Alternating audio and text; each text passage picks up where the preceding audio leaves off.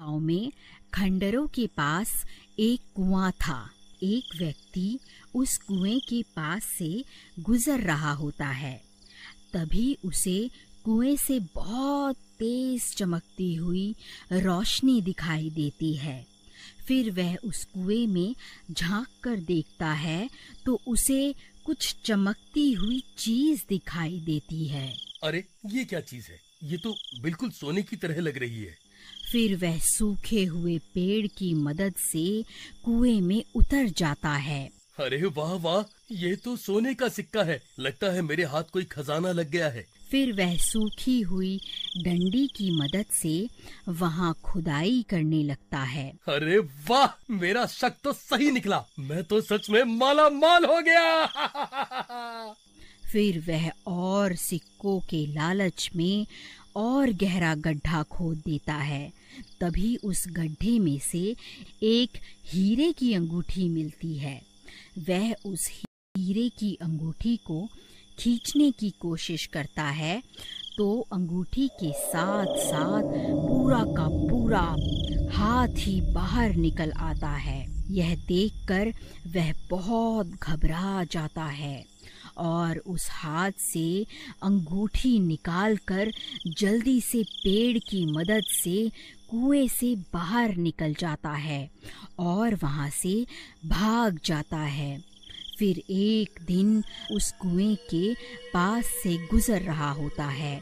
इतनी तेज रोशनी देखकर वह चौंक जाता है और कुएं में झांकने लगता है। तभी वह खूनी हाथ उसे कुएं के अंदर खींच लेता है। अरे कोई मुझे बचाओ! अरे बचाओ बचाओ! मेरी अंगूठी मुझे वापस लौटा दे, वरना तेरे टुकड़े टुकड़े करके खा जाऊंगा। कंकाल भाई, मैं तो सिर्फ इस कुएं में झांक कर देख रहा था। मुझे नहीं पता आप किस अंगूठी की बात कर रहे हो। कंकाल भाई, मुझे जाने दो। झूठ मत बोल, तूने ही मेरी अंगूठी चुराई है। उसे मुझे अभी के अभी वापस कर दे। हाँ? हे भगवान, अब मैं इस कंकाल को कैसे यकीन दिलाऊं कि इसकी अंगूठी मैंने नहीं चुराई। अरे कंकाल भाई, मेरा विश्वास करो, मैं सच बोल रहा हूँ। चाहे तो मेरी तलाशी ले लो। अगर तूने मेरी अंगूठी नहीं चुराई तो फिर किसने चुराई है? जल्दी उसका नाम बता। हे कंकाल जी, मुझे नहीं पता कौन कमबख्त आपकी अंगूठी चुरा कर भाग गया है। हे भगवान, आज तो बाल बाल बच गया, लेकिन वह हाथ किसका हो सकता है? अरे यार, कहीं वह हाथ किसी भूत प्रेत का तो नहीं था? हे भगवान, कहीं मुझसे कोई गलती तो नहीं हो गई? अजी, ये आपके हाथ में क्या है? अरे वाह, आप तो बड़े छुपे रुस्तम निकले जी। ये अंगूठी मैं तुम्हारे लिए ही तो लाया हूँ। अरे मर गया रे, ये कंकाल तो मुझे जान से मार डालेगा। अरे कंकाल भाई, मुझे छोड़ दो। मुझे मारने से तुम्हें तुम्हारी अंगूठी वापस थोड़े ना मिल जाएगी। भाई मुझे छोड़ दो, मैं तुम्हारी अंगूठी ढूंढने में तुम्हारी मदद कर सकता हूँ। मुझे एक दिन का वक्त दे दो, मैं तुम्हारी अंगूठी वापस लाकर दे दूंगा। ठीक है, लेकिन अगर तू एक दिन में वापस नहीं आया तो मैं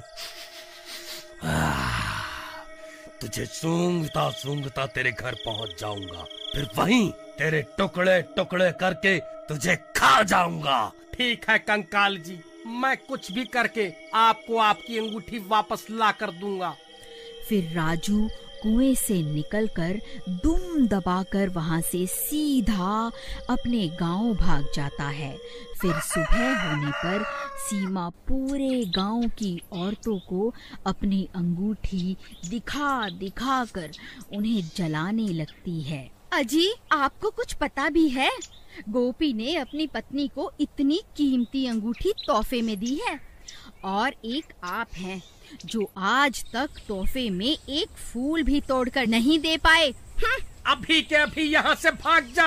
वैसे ही मेरा दिमाग खराब हो रखा है और तुझे तोहफे की पड़ी है। जब देखो चिक चिक चिक चिक करती रहती है। चल भाग यहाँ से।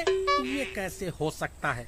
वह भूखा गोपी तो लोगों से उधार मांगता फिरता है, भला उसके पास इतनी कीमती अंगूठी खरीदने के पैसे कहाँ से आए? जरूर दाल में कुछ काला है।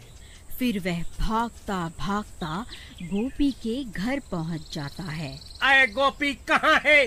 जल्दी बाहर निकल। ऐ चोर, कहाँ छुप कर बैठा है? जल्दी बाहर निकल। अरे अरे, ये चोर चोर क्या लगा रखा है? सही तो कह रहा हूँ। जल्दी उस गोपी चोर को बाहर भेजो।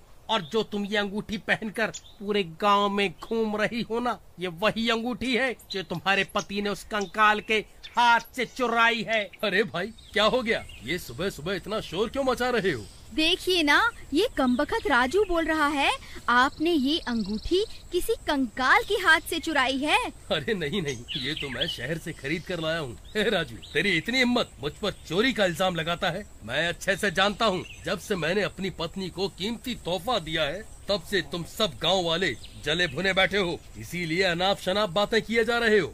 ए राजू, चुपचाप यहाँ से जाएगा या धक्के मारकर तुझे यहाँ से निकालूं? फिर राजू परेशान होकर वापस अपने घर आ जाता है।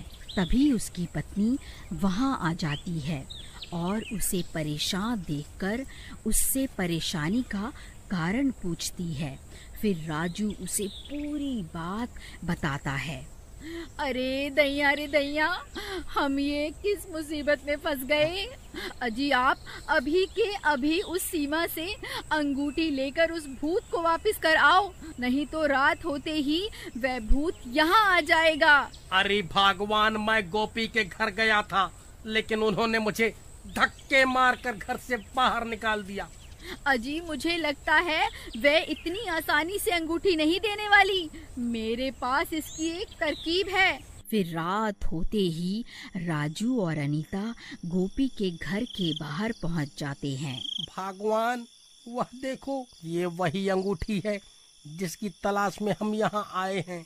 अजी लेकिन हम इसकी अंगूठी उतारे कैसे? अगर हमने कोशिश भी की तो ये उठ जाएगी।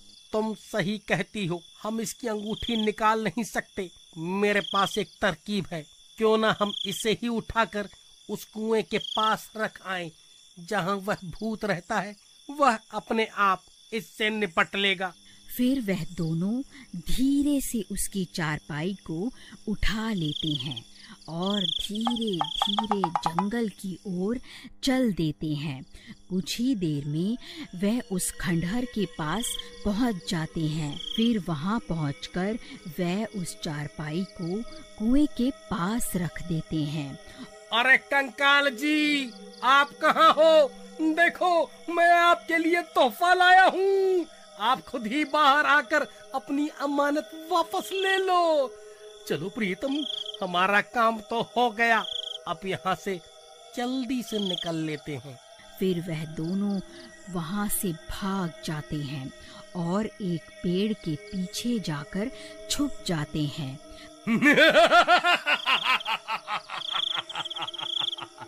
अरे वाह, मैंने तो सिर्फ अपनी अंगूठी मांगी थी, वह गांव वाला तो मेरे लिए एक और तोहफा ले आया।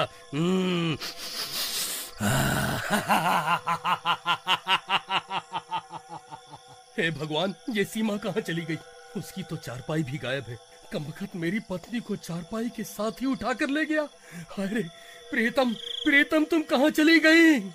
तभी गोपी सीमा की तलाश करने लगता है। अरे भाई, तुमने मेरी पत्नी को कहीं देखा है क्या? हाँ भाई, अभी अभी वो राजू और उसकी पत्नी तुम्हारी पत्नी को चारपाई पर लेटा कर कहीं ले जा रहे थे। मुझे लगा शायद तुम्हारी पत्नी की तबीयत खराब होगी। हे भगवान, कहीं वह दोनों उस खंडहर की तरफ तो नहीं गए? फिर वह भी भागता भागता उस कुएं के पास पहुंच जाता है और वहां पहुंचकर हैरान रह जाता है। अरे नास मिटो, मेरी पत्नी को उस भूत के हवाले क्यों कराए? अरे मर गई रे, ये मैं कहाँ आ गई? कहीं ये कोई सपना तो नहीं है?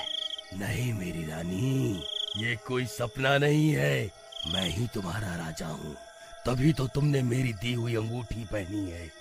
चलो अब कुएं में चलते हैं, अब से वही तुम्हारा नया घर है। फिर वह कंकाल सीमा को अपने कंधों पर उठा लेता है और उसे कुएं में ले जाता है।